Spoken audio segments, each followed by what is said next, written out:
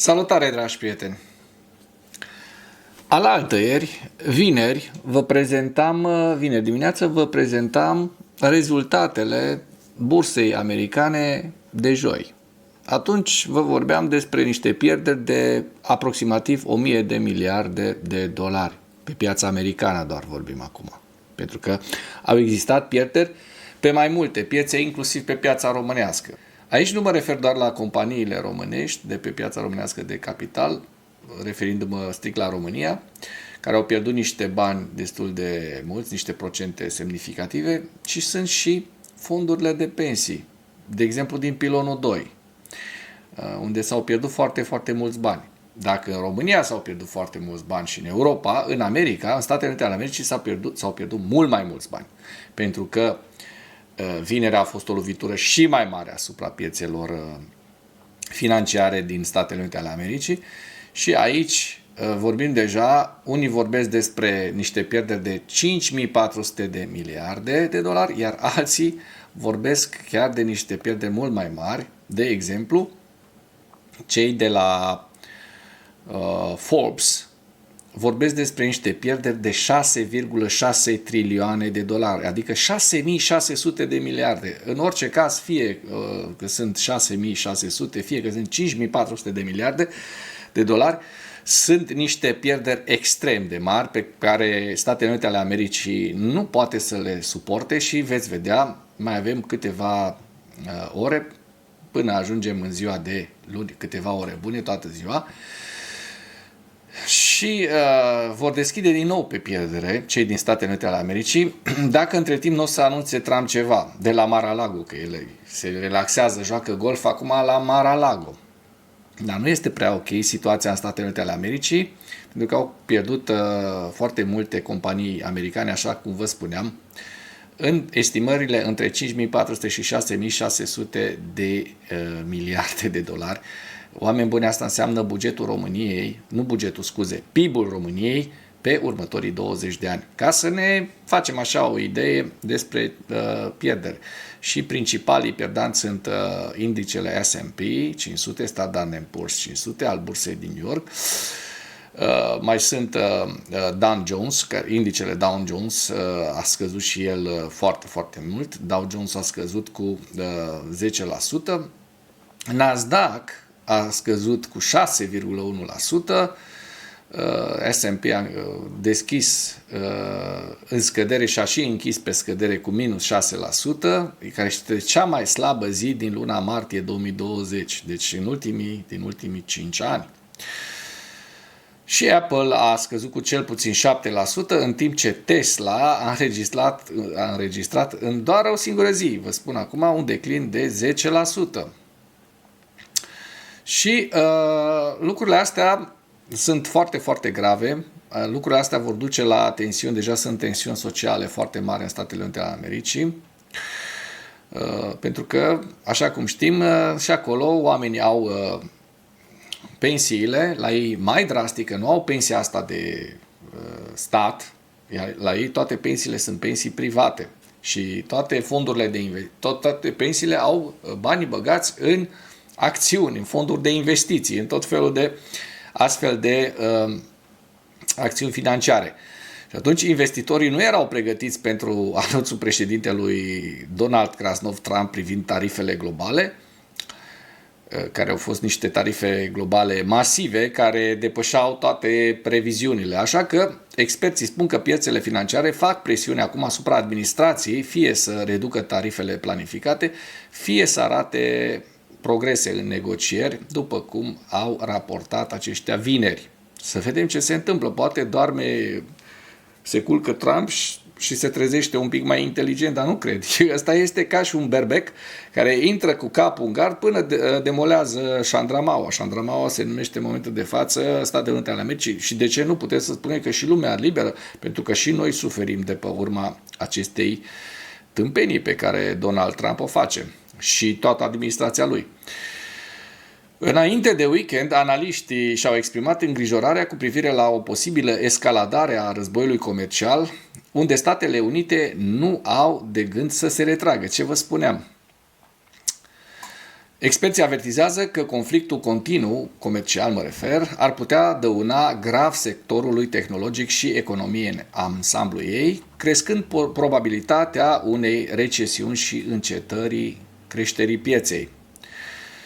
Și de la inaugurarea lui Donald Trump, Dow Jones a scăzut cu 11,9%, deci aproape 12%, S&P 500 a pierdut 15,4%, iar Nasdaq a scăzut cu peste 22%.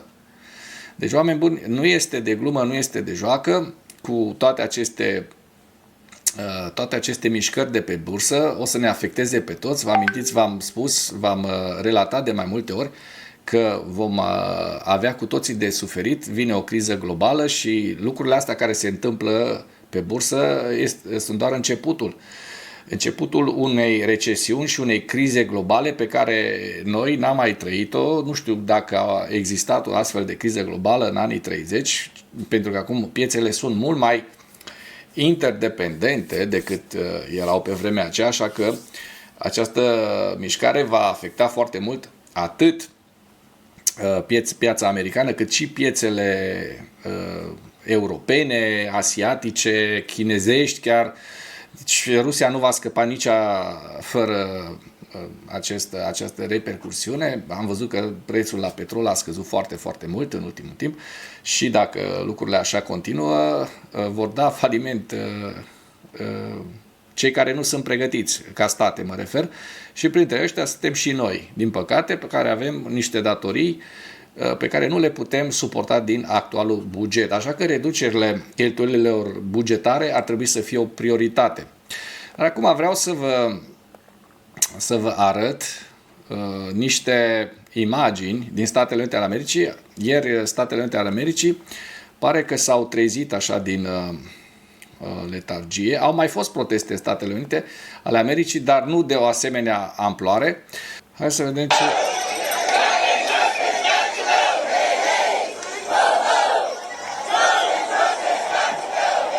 Hey, hey, go, go, Donald Trump has got to go home. Deci Donald Trump ar trebui să meargă acasă.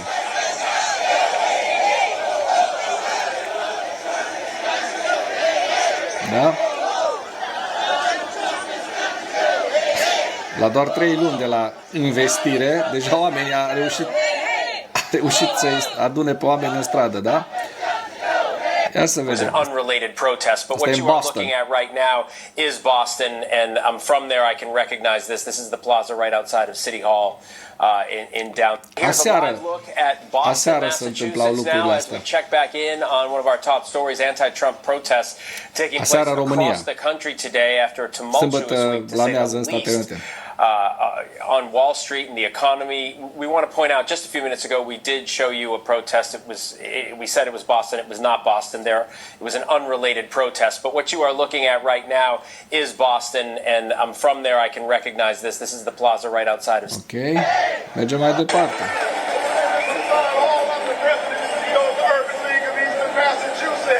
Massachusetts.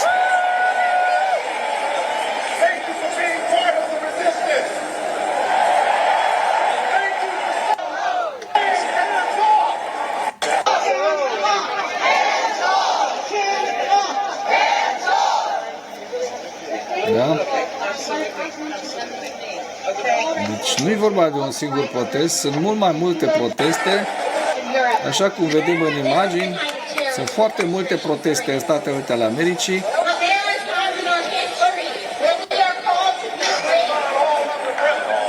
Și din păcate Donald Krasnov Trump, eu zic că nu o să meargă la nesfârșit.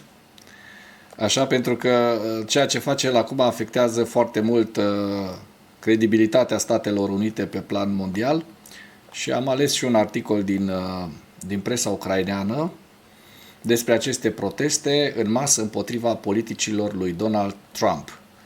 Mii de protestatari s-au adunat sâmbătă în Statele Unite ale Americii, inclusiv în Washington, pentru a-și exprima opoziția față de politicile președintelui Donald Trump.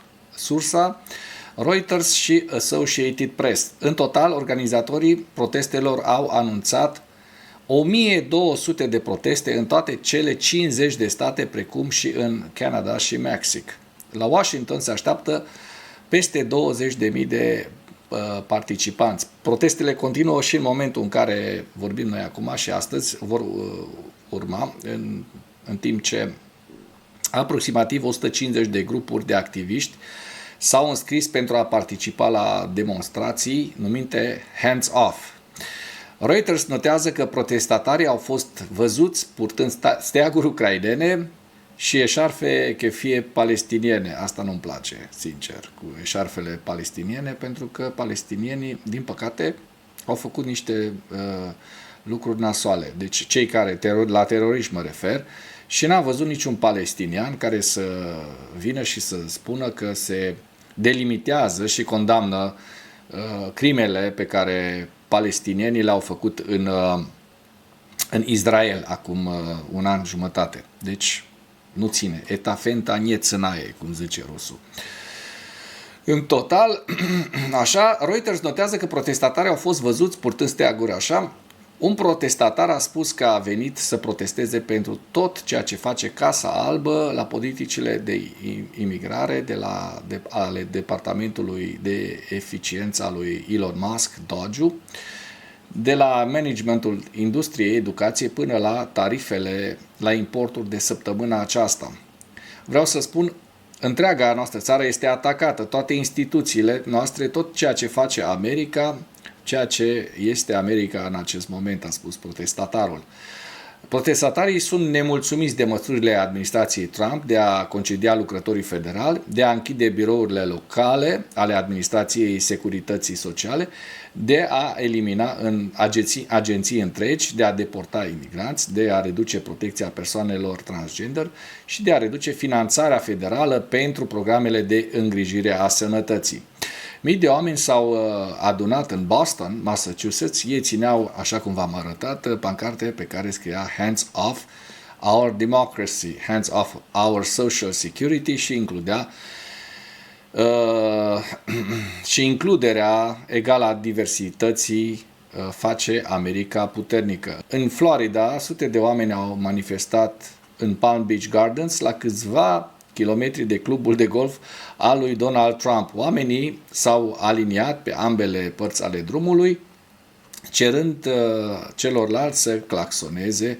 Deci, oameni buni, asta se întâmplă în acest moment în Statele Unite ale Americii. Din păcate, dacă nu o să revină cu o decizie favorabilă, Donald Trump și administrația Trump vor avea de pierdut foarte mult și eu cred că Statele Unite ale Americii în momentul de față se găsesc pe un butoi de pulbere între susținătorii MAGA și susținătorii democrației din Statele Unite ale Americii, care sunt din ce în ce mai mulți, așa cum am văzut în aceste imagini. Așa că sper să nu se ajungă, Doamne ferește, la un război civil, pentru că știm foarte bine că în Statele Unite ale Americii oamenii au arme, aproape toți oamenii au arme și la contramanifestații se poate ajunge foarte ușor la aceste lucruri foarte, foarte grave.